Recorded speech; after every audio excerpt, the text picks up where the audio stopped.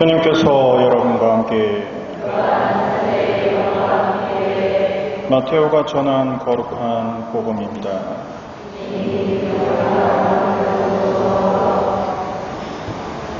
그때 세례자 요한의 죽음에 관한 소식을 들으신 예수님께서는 배를 타시고 따로 외딴 곳으로 물러가셨다.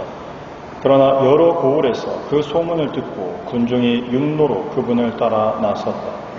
예수님께서는 배에서 내리시어 많은 군중을 보시고 가엾은 마음이 드시어 그들 가운데 있는 병자들을 고쳐주셨다. 저녁때가 되자 제자들이 예수님께 다가와 말하였다. 여기는 외딴 곳이고 시간도 이미 지났습니다. 그러니 군중을 돌려보내시어 마을로 가서 스스로 먹을 거리를 사게 하십시오. 예수님께서 그들을 보낼 필요가 없다. 너희가 그들에게 먹을 것을 주어라 하고 이르시니 제자들이 저희는 여기 빵 5개와 물고기 2마리밖에 가진 것이 없습니다 하고 말하였다. 예수님께서는 그것들을 이리 가져오너라 하시고는 군중에게 풀밭에 자리 잡으라고 지시하셨다. 그리고 빵 5개와 물고기 2마리를 손에 들고 하늘을 우러러 찬미를 드리신 다음 빵을 떼어 제자들에게 주시니 제자들이 그것을 군중에게 나누어 주었다. 사람들은 모두 배불리 먹었다. 그리고 남은 조각을 모으니 12광주리에 가득 찼다. 먹은 사람은 여자들과 아이들 외에 남자만도 5,000명가량이었다. 주님의 말씀입니다.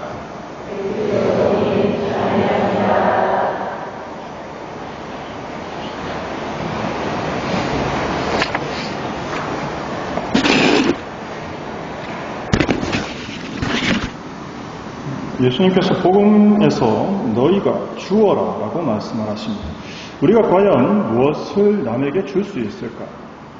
이건 사실 먼저 받지 않으면 주기가 어렵죠. 그래서 제일독서에서 이렇게 말씀하십니다. 하나님의 변치 않는 자애를 받으라.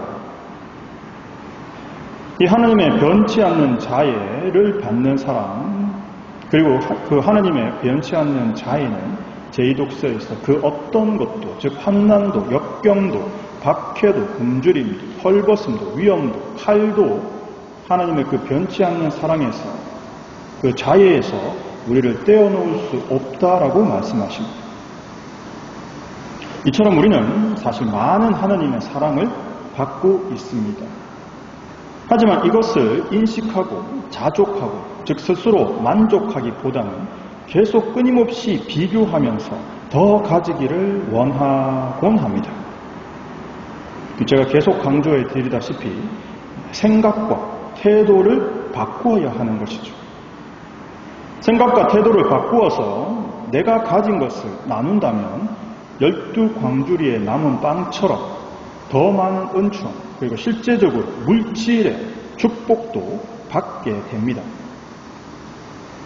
사실 이 자만, 자족하는 삶에 대한 이야기가 예전에는 꽤 많이 있었는데 SNS가 널리 퍼지면서 이 자만, 자족이라는 말 자체가 사라지고 있는 것이 아닐까 생각됩니다. 그러면 우리가 다시 이런 자만, 자족하는 삶으로 돌아갈 수 있는 방법이 무엇일까? 3가지 정도 말씀드리고자 합니다. 첫째, 우리가 하나님께 받은 사랑과 은총에 감사하는 마음을 가지는 겁니다. 감사합니다. 너무 막연하죠. 이렇게 해서는 이 제대로 된 감사가 되기 어렵습니다. 따라서 감사할 것들을 찾아서 적어보셔야 합니다. 이것을 적는 이유는 시각화하기 위해서죠. 우리가 SNS의 영향을 많이 받는 이유도 눈에 보이기 때문입니다. 사람은 시각으로 50%, 거의 60%에 가까운 정보를 인식하기 때문에 적어서 보시는 것이 좋습니다. 그래서 아침 기도 하시고 나서 오늘 감사할 것 3가지를 적습니다. 그리고 그 3가지에 대해 저녁 기도 때 다시 한번 감사를 드립시다. 이렇게 했을 때 나에게 부족한 것을 집중하기보다는 이미 가진 것에 집중할 수 있도록 도와줍니다. 사실 당연하다고 생각하는 많은 것들이 감사할 것이라는 것을 깨닫게 해주는 거죠. 이렇게 하면 더 가지려고 하는 것보다 이미 가진 것을 더욱 누릴 수 있습니다. 왜냐하면 이미 많은 것을 가지고 있는데 감사를 잃어버리고 없는 것만 계속 찾다 보니까 이미 가지고 있는 것을 누리지 못하는 거죠. 가장 그것에 대한 대표적인 우화가 금화가 든 항아리 이야기죠. 금화가 든 항아리가 4개든 6개든 7개든 개수가 중요한 게 아닙니다. 마지막 항아리에는 반만 차 있죠. 그러니까 어떻게 합니까? 나머지 3개든 6개든 가득 차 있는 금화를 쓰기보다는 그 마지막 항아리를 가득 채우려고. 절대 차지 않는 항아리죠. 그래서 욕심만 부리다가 결국 있는 것도 못 쓰고 죽는다. 이것이 이제 이 우화의 핵심이지 않습니까? 따라서 그 없는 것, 나에게 없는 것에 집중하다 보면 이미 가진 것을 누리지 못하게 되는 거죠. 즉, 감사를 잊어버리면 이미 가진 것도 잃어버리게 됩니다. 두 번째는 비교 멈추기입니다. 그런데 사실 굉장히 어렵죠. 비교 자체를 멈추는 게 제일이긴 하지만 이게 상당히 어렵죠. 그래서 비교의 균형을 맞추시기를 바랍니다. 우리가 보통 비교하면은 위쪽만 비교하거든요. 나보다 잘생긴 사람, 나보다 잘난 사람, 나보다 잘 사는 사람만 비교하거든요. 그러니까 비교의 균형을 맞추시라는 거죠. 나보다 어렵고, 나보다 힘들고, 나보다 고통스러운 사람들과 비교를 하는 겁니다. 즉, 위쪽만 비교하지 말고 아래쪽과도 비교를 해서 균형을 맞추시라는 거죠. 아래쪽과 비교하기 시작하시면 더욱 감사할 것들이 많아지실 겁니다. 오늘 복음 말씀에서 내가 가진 게 빵 5개와 물고기 2마리 뿐이지만 그것마저도 없는 사람은 그 앞에 남자만도 5,000명이 앉아있는 거죠. 하지만 그들과 내가 뿐이라고 했던 그 물빵 5개와 물고기 2마리를 나누면 12광주리가 가득 찰 은총과 물질의 축복을 하나님께서, 예수님께서 우리에게 베풀어 주십니다. 즉, 비교의 방향을 바꾸시기 바랍니다. 세 번째는 원하는 것을 줄이고 욕심을 덜어냅시다. 사실 욕심을 줄이면 행복이 늘어납니다. 하지만 막연하게 욕심을 줄이시기 힘들기 때문에 몇 가지 실천을 권장해 드립니다. 첫 번째, 없이 살아보기. 두 번째, 혼자 살아보기. 세 번째, 없는 사람 만나보기. 예를 들면 없는 사람 만나보기 같은 경우에는 이 이야기가 제가 생각이 났습니다. 서울의 쪽방촌에 요셉 의원이라는 게 있었다는 걸 아실 겁니다. 지금은 아마 문을 닫았습니다. 거기 정말 훌륭하신 의사 선생님이 오랫동안 근무를 하셨죠. 이재용 회장이 거기에 젊을 때부터 기부를 굉장히 오랫동안 했었어요. 그러다가 언제 한번 직접 거기를 방문했던 적이 있답니다. 그때 그 원장 선생님, 가난을 보신 적이 있냐고. 굉장히 의미심장한 질문이죠. 그래서 이재용 회장도 그 뜻을 아마 알아들은 것 같아요. 그래서 직접 본 적이 없습니다. 그래서 오늘 한번 보러 가시죠 하고는 쪽방촌에 데리고 간 겁니다. 거기서 이재용 회장이 가장 인상 깊었던 게 뭔가 하면 냄새랍니다. 아시다시피 쪽방촌은 공동 화장실, 공동 샤워실입니다. 수도도 자기 개인이 있는 게 아니거든요. 그러다 보니까 그 쪽방촌 전체를 덮고 있는 그 쾌쾌한 냄새, 찌른내, 이걸 진짜 느낀 거죠. 그러면서 돌아와서 오늘 가난을 느끼게 해주셔서 감사합니다 하고는 그 자리에서 1,000만 원을 기부하고 그 이후로 아마 매년 굉장히 수십 년 꾸준하게 기부를 했다고 알고 있습니다. 그 다음 두 번째, 혼자 살아보. 지금 아이들이 방학을 했습니다. 아니 공부하고 할 때는 간식도 엄마가 갖다 주고 과일도 깎아서 갖다 주고 라면이라면 라면도 끓여다 주실지 모르지만 이제 방학을 했으면 혼자 좀 시켜보셔야 되는 거죠. 엄마 라면 갖다 주는 게 아니고 야 방학이니까 네가 좀 끓여 먹어라. 젊은 사람들이 자주 보는 이제 그 쇼츠 영상에 이런 것들이 있습니다. 그러니까 늘 부모하고만 같이 살던 어떤 청년이 이제 친구랑 대화를 하는데 그 친구는 가정 형편 때문에 일찍 자취를 했어야 되는 친구예요. 그러니까 이 친구는 늘 부모님한테서 받고 살다가 이 세상 물정을 잘 모르는 거죠. 그러니까 그 친구한테 나도 자취해가지고 혼자 살았으면 좋겠다. 아, 좋지, 혼자 살면. 13평쯤 되는 원룸에, 멋진 가구를 놓고, 시티 뷰를 바라보면서 삼겹살을 구워 먹으면 멋지지 않냐. 아, 시티 뷰 좋지. 삼겹살 좋지. 그러면서 내가 직접 요리를 해가지고 내가 집밥을 만들고, 집밥 좋지. 그게 진짜 좋은 겁니까? 자취를 어쩔 수 없이 해야 되는 그 친구는 다 아는 거죠. 시티뷰 서울에서 원룸 13평? 장난치나? 네가 그걸 구할 수 있을 것 같으냐? 그런 집 구하면 내한테 먼저 소개시켜달라고. 아니나 다를까 집 구하러 갑니다. 부동산 소개하는 사람이 말하죠. 아, 여기 정말 크게 잘 나왔습니다. 여기 몇 평인가요? 3.5평. 시티뷰 창문을 열었더니 앞집 벽이 보입니다. 뭐라 합니까? 아, 여기 프라이버시가 아주 확실히 보장됩니다. 그러면서 살 물건들을 고릅니다. 아, 이것도 있어야 되고 이것도 있어야 되고 이것도 있어야 되고 하면서 그 쇼츠 영상의 마지막 대사가 이겁니다.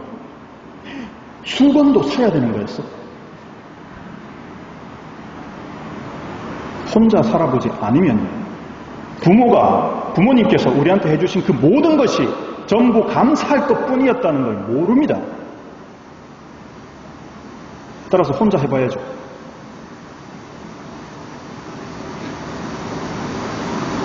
라면을 끓여 먹겠다고 주방에 싱크대를 여는데 라면이 어디 있는지 모르죠. 그러면 엄마를 찾습니다. 엄마 라면. 그때 뭐라 해야 됩니까? 네가 찾아라. 혼자 해야죠.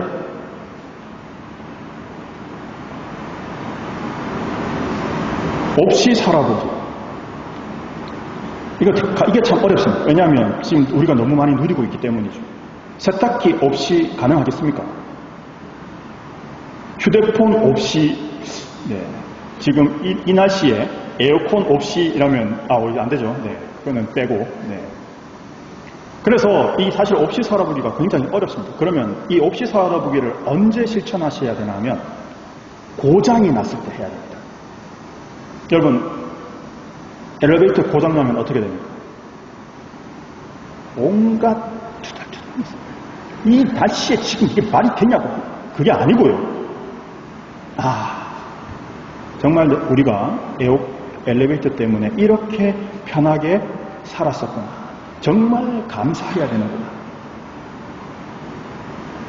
세탁기가 고장이 났어요. 빨래가 뭐처럼 쌓여있어요. 도대체 기사 언제 오는 거야? 도대체 이놈의 고객센터는 전화를 해도 아니고 그동안 내가 정말 편하게 빨래를 했었고 감사할 뿐이. 고장 났을 때 이것을 하셔야 돼요.